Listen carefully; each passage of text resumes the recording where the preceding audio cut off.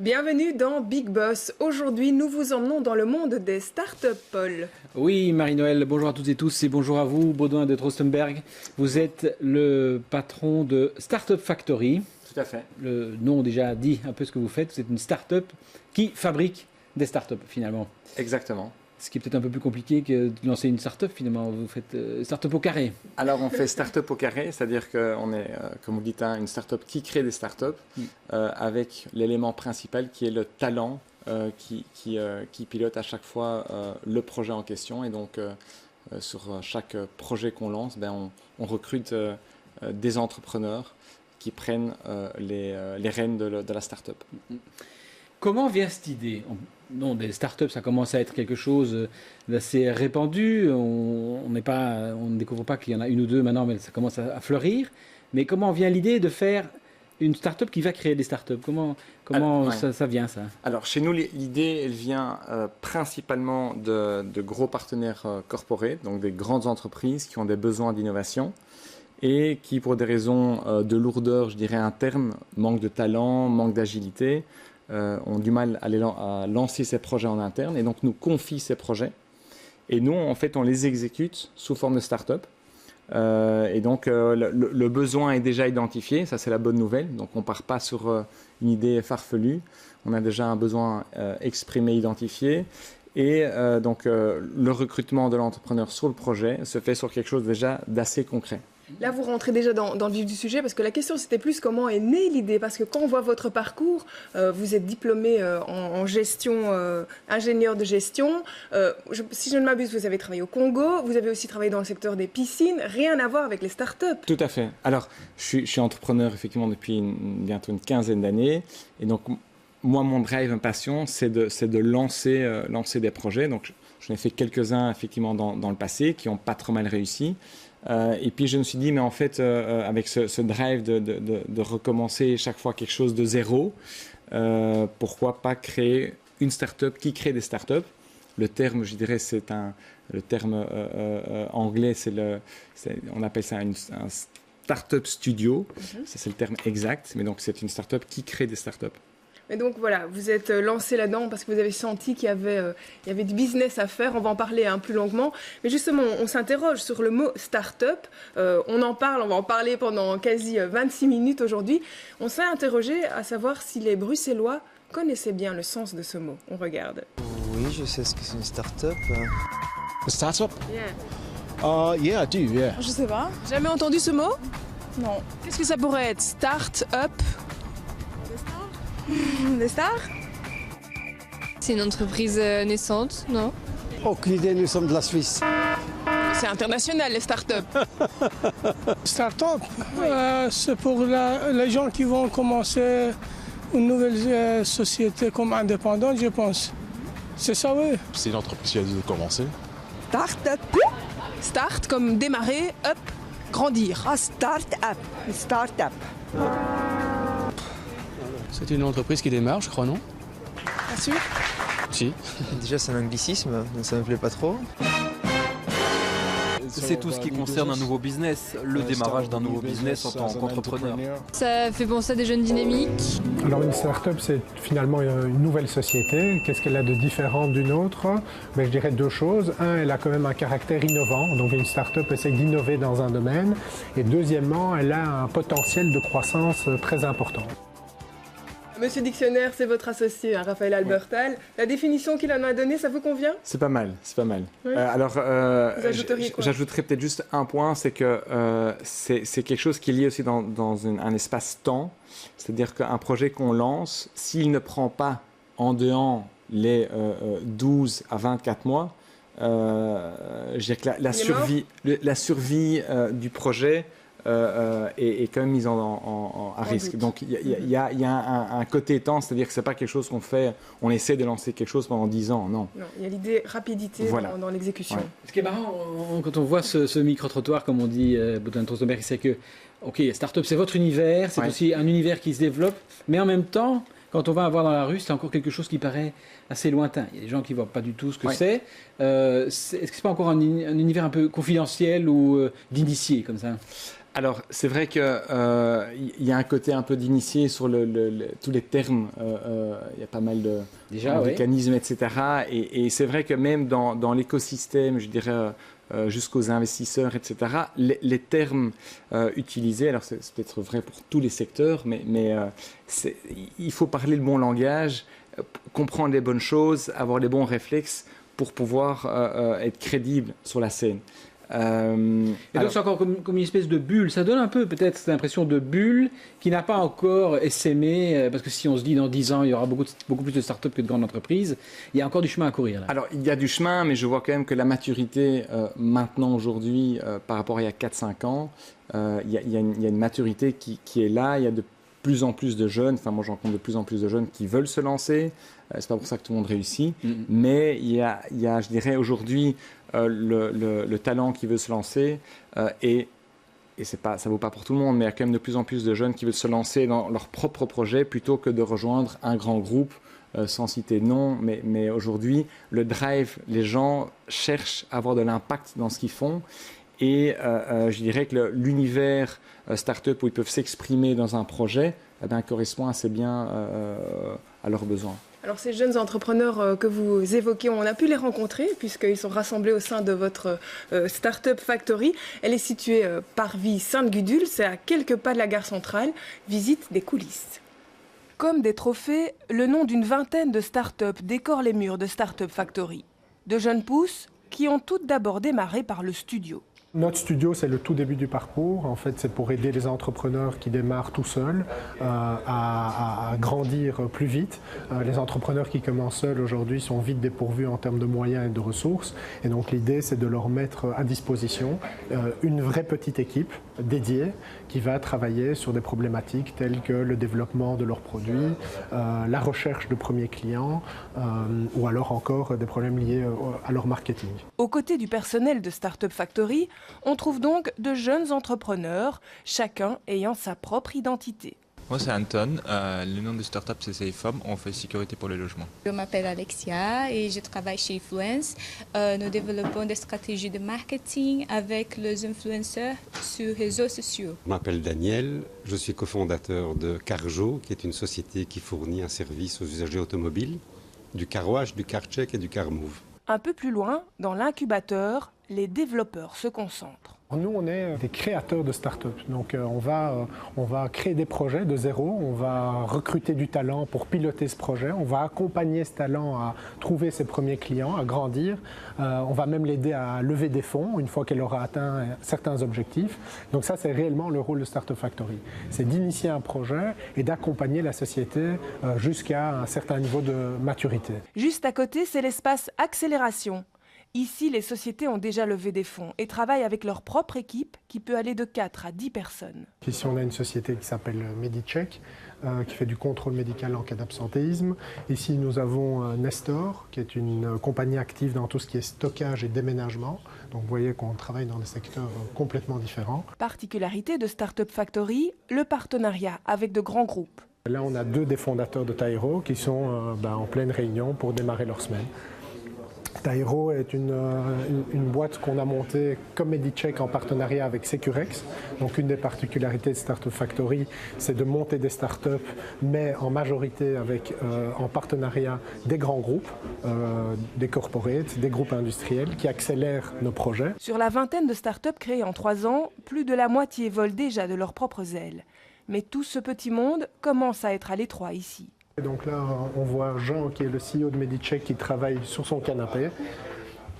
Voilà, c'est probablement ça aussi le travail sur Startup. On n'a plus besoin d'avoir un bureau fixe, etc. Donc voilà Jean, qui va un de nos talentueux CEO, qui adore être filmé le lundi matin. J'adore. Prochain challenge donc, trouver un nouvel espace capable d'accueillir de nouvelles startups. Objectif, passer de la création de 10 à 30 sociétés par an d'ici 2021. Ça fourmille d'idées dans cette Startup Factory. D'abord, ça vous plaît ce portrait? C'est très bien résumé, c'est bien fait. Bravo. Ça va dans tous les sens. Comment est-ce qu'on fait pour se plonger dans une matière, puis dans une autre, et puis dans une troisième encore? Alors, parce que là, il y a tous les domaines d'activité sont concentrés. Donc, on est effectivement sur plusieurs domaines d'activité. Par contre, sur la méthodologie, en fait, créer un projet, la méthodologie est toujours la même. On est très, très orienté marché quand on lance un projet. C'est-à-dire qu'on commence toujours par finalement sonder le marché avant même de construire une application, avant de développer, je dirais, avant de taper la moindre ligne de code. On veut s'assurer que ce qu'on est en train de faire correspond bien à une réalité du marché. Sinon, on ne peut pas venir avec n'importe quelle idée. Alors, si, je dirais que n'importe quelle idée est bonne. Par contre, l'idée, on va la tester sur le marché. Et donc, on n'a pas peur d'ajuster l'idée. On appelle ça dans le jargon pivoter.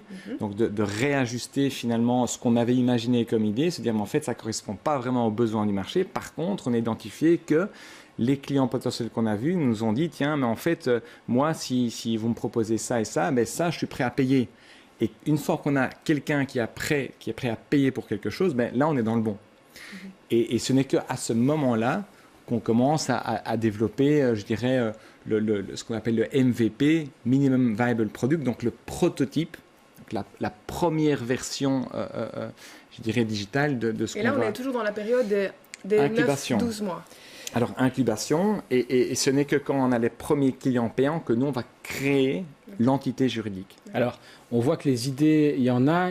J'imagine que ce n'est pas le problème, c'est pas d'avoir suffisamment d'idées. Peut-être même vous en avez plein dans les armoires que vous n'avez pas, enfin, dans la tête, autrement dit.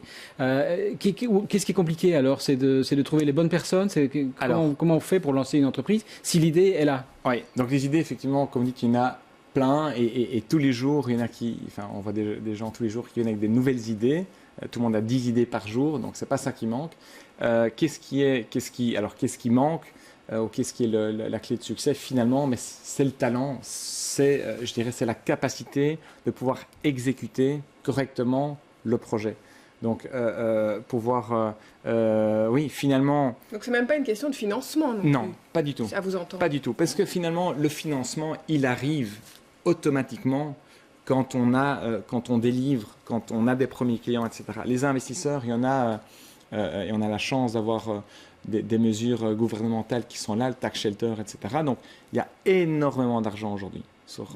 Disponible, énormément. Donc, où est-ce que ça coince alors concrètement? Et donc, ça coince où? Alors, l'élément, c'est le talent, donc c'est la capacité de bien exécuter un projet et donc de mener à bien l'aspect vente, recrutement de l'équipe. Enfin, donc il y a toute une série de choses à faire pour qu'un projet marche. Mais ce n'est pas vous qui à chaque fois le pilotez non plus. Vous êtes là pour accompagner. Donc nous on accompagne. Donc il faut quelqu'un qui pilote chaque fois ces startups. Donc nous on a par startup, on a un entrepreneur qu'on recrute sur le projet. C'est vous qui allez chercher l'entrepreneur que vous collez sur une idée. Voilà. Alors on le colle sur l'idée. Façon de parler, oui. Façon de parler, c'est-à-dire qu'au début il faut qu'il s'approprie le projet, l'idée.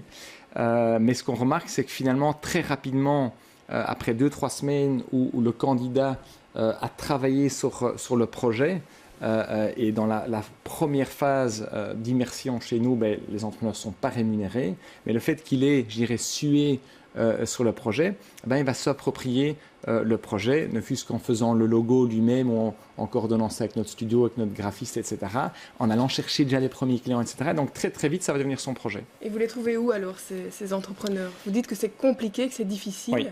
Alors, c'était plus compliqué il y a 2-3 ans. Aujourd'hui, sur l'ensemble de l'écosystème, donc on a quand même 25 boîtes avec plus de 120 personnes en tout. Donc, je dirais que le talent amène le talent. Donc, ça, c'est une partie du réseau fait qu'on a beaucoup de personnes qui viennent via les startups. Oui.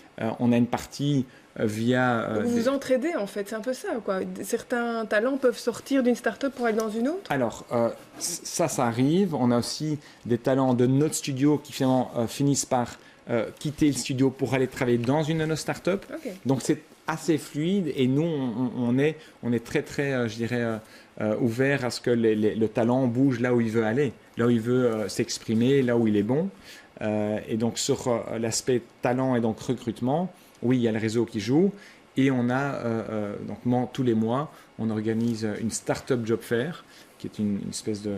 une foire où on a... Pour compenser justement l'absence ou la difficulté à recruter. La difficulté de trouver du talent. Donc on a une dizaine de startups qui viennent pitcher leurs projets et les postes ouverts chez eux. on a à chaque fois 200-300 personnes qui viennent. Et donc, avec quels résultats? Alors, on doit recruter, à mon avis, sur les 200-300 personnes qui viennent, on doit être entre 5 à 10% par session, oui, entre 5 à 10 personnes par fois. Tous les mois. Tous les mois. Donc, c'est pas énorme, mais c'est pas mal.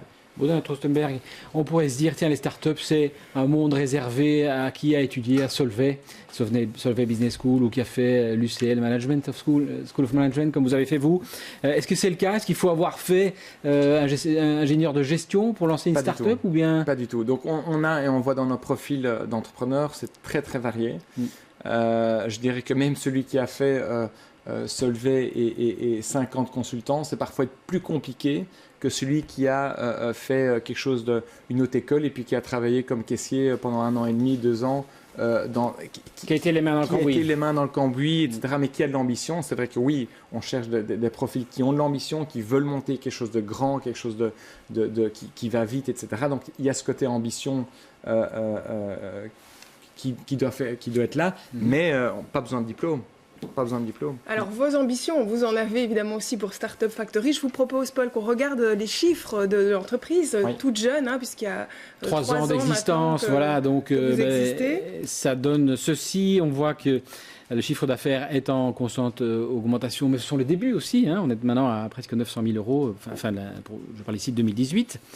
Et le résultat net, lui, une année légèrement dans le vert, la première, une année plutôt dans le rouge, la deuxième. Et puis maintenant, j'ai mis 5 000 à 10 000 € parce qu'en fait, c'est pas encore tout à fait bouclé comptablement. Donc voilà, on sera dans cette fourchette-là. Mais quand on voit ça, on se dit, OK, tout ça pour ça, ça n'a pas encore décollé en termes de rentabilité. Le but, c'est quand même aussi de faire de l'argent, j'imagine. Oui. Alors effectivement, là, les comptes, c'est sur l'activité aujourd'hui studio. Là, ce qu'on a réussi à créer en 3 ans, c'est quand même 25 lignes. On est actionnaire de toutes ces structures-là. Et donc, finalement, on n'a pas encore, je dirais, cueilli les fruits de l'ensemble de la valeur qu'on a créée. On commence maintenant, finalement, à sortir, à vendre les premiers projets après la période des 2 ans. Là, c'est très, très concret. C'est maintenant que ça va décoller? Oui.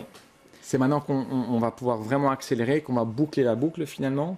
Et c'est dans ce cadre-là qu'on va aussi, nous accélérer, partir à l'international, ouvrir les premières villes à l'étranger, passer de 3 partenaires à 6 puis 9 partenaires. Donc on a des ambitions, on a de l'ambition pour le futur. On a un modèle qui marche et donc là on veut le démultiplier. Et ce portefeuille de 25 entreprises dans lesquelles vous êtes actionnaire, il vaut combien en tout pour le moment? Alors aujourd'hui on est sur l'ensemble des participations sur une bonne vingtaine de millions, je dirais, de valeur portefeuille. Et on crée tous les mois. Mais c'est très théorique jusqu'ici. Alors c'est très théorique, sauf qu'il n'y a rien qui alors c'est théorique, c'est sur les valeurs des dernières levées de fonds de nos boîtes. Donc il y a quand même des investisseurs qui ont validé quelque part cette valorisation-là. Par contre, on n'a pas encore on n'a pas encore vendu les participations. On arrive maintenant avec les toutes premières. Et donc ça reste je dirais pas fictif, mais c'est pas encore valorisé en cash, mais c'est valorisé en part. Mais ça va venir, oui. Alors le taux d'échec, parlons-en, parce que là on parle de success story quasi. Sur toutes ces entreprises que vous avez lancées, pour beaucoup, vous avez renoncé? Oui, alors beaucoup on fait mieux que je dirais la moyenne parce que l'accompagnement, le fait qu'on n'a pas peur de réorienter les projets quand ça ne va pas. Donc, réorienter, ça veut dire quoi? Réorienter, ça veut dire si vous avez un projet et vous dites tiens, je veux lancer quelque chose dans le B2C, mais finalement vous rendez compte que le business, il n'est pas là, il est ailleurs, il est dans un autre créneau B2B par rapport à ce que vous aviez imaginé au début. Alors, on peut dire qu'on arrête le projet et on recommence autre chose, mais donc on est très agile pour réajuster les projets. Et donc, ce qui fait qu'en termes de projets qu'on arrête, il y en a, mais c'est moins que la moyenne. Aujourd'hui, sur les 25 projets, on en a arrêté 3. Donc, c'est proportionnellement, c'est pas énorme. Mais ça vous coûte? C'est vos deniers ou les deniers? Oui, ça c'est l'investissement qu'on fait quand on lance un projet. Forcément, ils aboutissent pas tous. Par contre, on fait un peu mieux que la moyenne. Et après, c'est pas pour ça que les 25 dans le portefeuille vont tous exceller. Oui, il y en a qui sont très très très bien partis, d'autres qui mettent un peu plus de temps. On a parfois des projets qui mettent du temps à décoller, mais qui en un coup décollent à une vitesse. Et donc vous prenez des risques. Vous prenez des risques. Je veux dire, vous pourriez stopper un projet alors qu'il aurait pu vous fixer les 9-12 mois. Ouais. Puis décoller plus tard, donc vous savez que vous jouez gros. C'est un très bon point. On a des projets où mon associé m'avait dit, mais tiens, Baud, tiens, ici, on va arrêter les frais. Là, ça fait trop longtemps qu'on est sur le projet. Je me suis battu, je me suis accroché, etc. Et finalement, alors ça a pris du temps, mais après, ça a décollé. C'est un de nos plus beaux projets. Donc en fait, parfois, ça tient pas grand-chose. C'est pas une science exacte. On entend régulièrement que Bruxelles, sur la planète start-up, n'est peut-être pas une vraie capitale. Est-ce que vous êtes de cet avis aussi ou est-ce que c'est en train de bouger à côté de Berlin, Paris, Londres, enfin des machines? Alors, donc, comparer, on peut toujours comparer. Moi, je ne suis pas du tout à me plaindre parce que je trouve que Bruxelles, avec tout ce qui se fait, et depuis les 2, 3, 4, 5 dernières années, je trouve que ça bouge de manière très positive. Il y en aura toujours qui diront que c'est pas assez, etc., et qu'on est à la traîne, etc. Je suis pas d'accord. Ça bouge bien. Alors oui, se comparer à Londres et à Paris et à Berlin, je veux dire, on reste une ville de. Mais vous disiez le talent attire le talent. Donc à partir du moment où vous avez un vivier d'entreprise, ça attire aussi. Ça attire. Alors c'est vrai qu'il y a 4-5 ans, je me souviens, enfin j'ai des boîtes qui me disaient non, Bruxelles, on va à Paris parce qu'ici il n'y a pas de talent. J'ai des entrepreneurs qui me tenaient ce discours-là. Très sincèrement, aujourd'hui, il y a de plus en plus de talent et on ne peut plus dire qu'il n'y a plus de talent à Bruxelles. C'est faux. Je veux dire, Bruxelles bouge et le talent attire le talent. Le succès attire le succès parce que les entrepreneurs qui sortent un projet et qui réalisent des belles plus-values où il y a une histoire, etc., mais ça inspire d'autres entrepreneurs potentiels. Et donc, en fait, c'est l'amorçage de la machine qui prend du temps, mais une fois qu'elle est amorcée, le succès attire le succès. Et cette machine, elle est amorcée. Elle est amorcée. Ça, c'est fait. Elle est amorcée. Alors, on le voit encore sur ces images, on revoit un petit peu Startup Factory. Vous êtes vachement à l'étroit dans l'espace de CoStation. Vous ne pouvez pas rester là. Vous pensez déménager? Oui, alors effectivement, nous, notre plus grosse frustration, c'est qu'effectivement, on est à l'étroit et que les sociétés, une fois qu'elles ont 5 ou 10 personnes, quittent les lieux parce qu'on n'a plus de place. Et vous perdez cet écosystème que vous chérissez tant. On perd, nos entrepreneurs qui quittent sont frustrés eux aussi parce qu'ils aimeraient bien rester, on n'a juste pas l'espace. Et donc oui, on regarde attentivement, j'étais encore ce matin, très activement, on doit pouvoir bouger d'ici fin d'année. Vous avez signé, c'est ça ou quoi? J'ai pas encore signé, j'ai vu un lieu ce matin qui est extraordinaire, qui est pas très loin d'ici. Voilà, pas très loin d'ici, donc sur Molenbeek. Tu aurais taxi quelque part par là. Donc voilà, on dirait rien, mais voilà, ça bouge. Donc pas forcément rester près de la gare centrale, c'était un peu là votre. Alors, ce doit rester. Mais vrai près d'une gare, je regarde du Nord. Voilà, il faut qu'on soit extrêmement accessible. Ça, c'est un des critères principaux. Pourquoi? Parce que le talent est souvent les jeunes, mais aujourd'hui, la voiture, il n'y en a plus. Parce que et puis à Bruxelles, c'est plus nécessaire. C'est pas nécessaire. Je veux dire, il y a tout ce qu'il faut en termes de mobilité aujourd'hui pour pas devoir prendre la voiture. Moi, je fais tout en trottinette électrique. Tous mes déplacements à Bruxelles, je fais que en trottinette, enfin métro et trottinette. Je veux dire, c'est imbattable en termes de déplacement. Et les jeunes qui viennent travailler sur les boîtes, être très très accessible, oui, c'est un des critères. Donc il faut être extrêmement accessible. Vous avez touché un mot tout à l'heure aussi d'envie d'aller à l'étranger, c'est ça? C'est-à-dire, vous avez un plan précis? Alors on a des plans, on est en discussion avec des partenaires donc on est en augmentation de capital pour l'instant, donc on lève 2 millions d'euros avec des partenaires qui vont pouvoir nous accélérer aussi à l'international. L'idée, c'est que maintenant qu'on a bouclé la boucle et qu'on a un modèle qui fonctionne, en fait, ce qu'on a réussi à faire ici, pourquoi pas le dupliquer dans d'autres villes, Paris, Düsseldorf, Amsterdam. Priorité, Paris? Alors, Paris, donc on a fait un top 5, Paris, Düsseldorf, Milan, Amsterdam. On va devoir choisir en fonction de où nos partenaires vont pouvoir nous accélérer le mieux par rapport à des grands groupes qui ont des besoins similaires dans ces villes-là. Donc il y a pas mal de critères en jeu. Il y a le critère aussi talent. C'est clair qu'à Paris, il y a un vrai vivier d'entrepreneurs. On en voit en fait beaucoup chez nous qui sont candidats sur des projets. Souvent des entrepreneurs qui ont lancé 1 ou 2 projets, qui sont cassés la figure et en fait qui voudraient remonter quelque chose mais plus tout seul. Et où Startup Factory est la réponse finalement à leur prochain projet entrepreneurial. Et donc oui, l'aspect entrepreneur, mais également client dans l'accélération, ça va jouer. Très bien, Baudouin de Troostenberg, merci beaucoup. Merci Paul pour cette émission. Merci beaucoup. On se retrouve dans un mois avec un nouveau Big Boss. À très bientôt.